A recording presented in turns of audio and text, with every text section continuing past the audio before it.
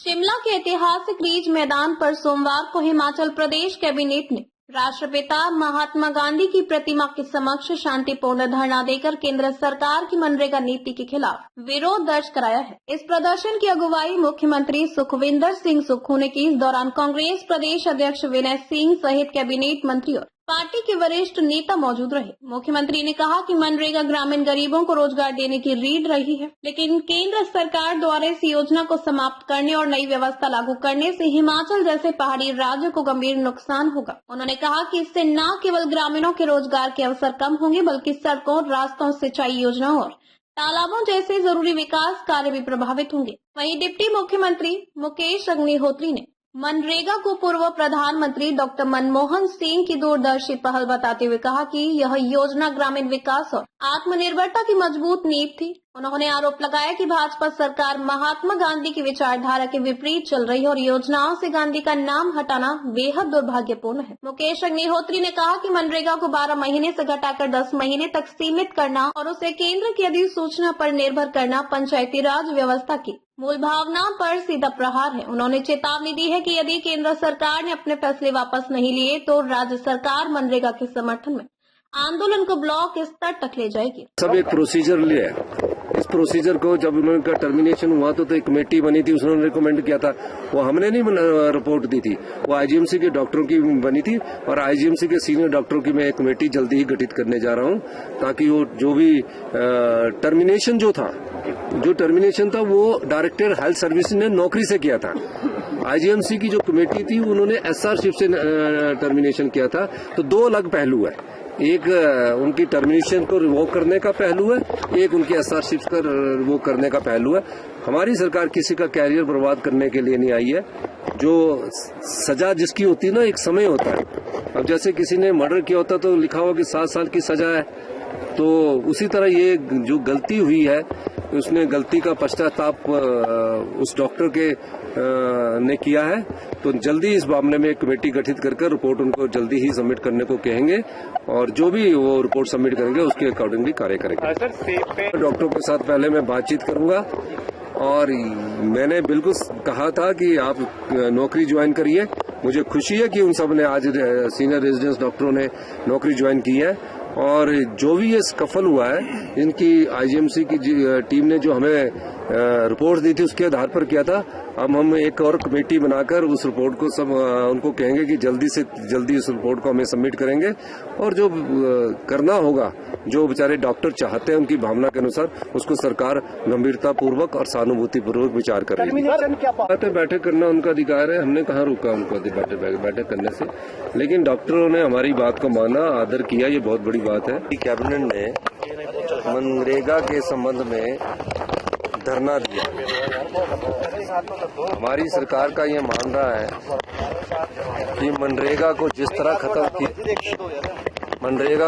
खत्म किया गया है उसके संदर्भ में हमारी कैबिनेट ने आज महात्मा गांधी जी के चरणों में आज धरना दिया।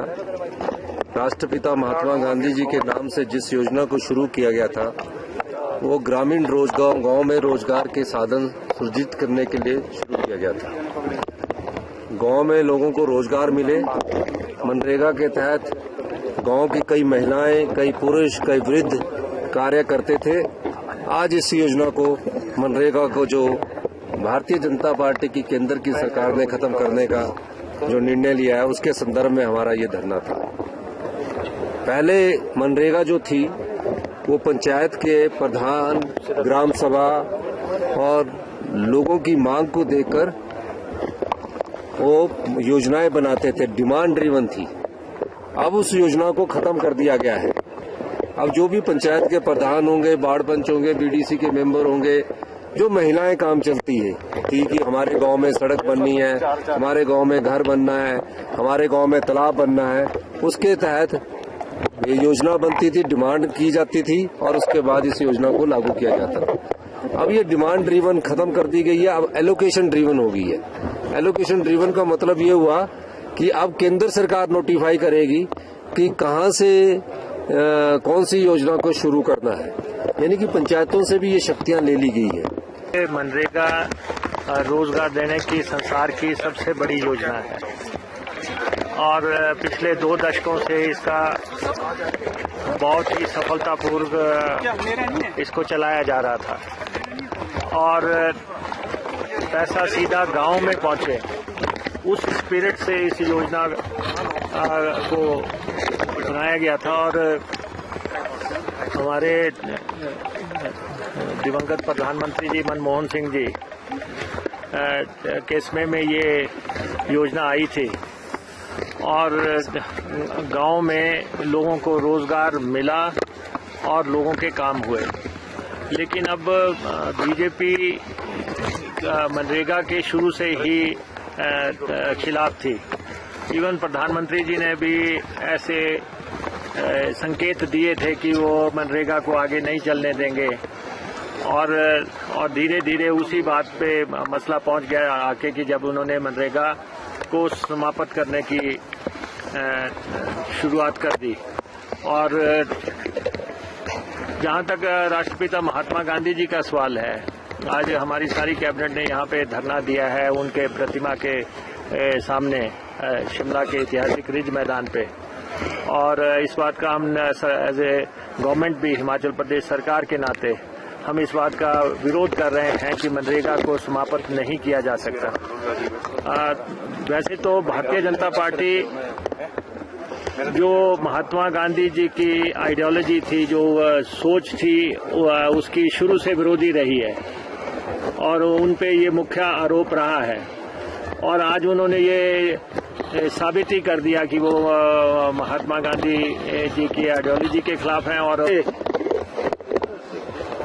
जहां तक भगवान राम जी के नाम का सवाल है, वो तो जो सबकी श्रद्धा उनके प्रति है वो तो एक अलग बात है और वो सब करते हैं।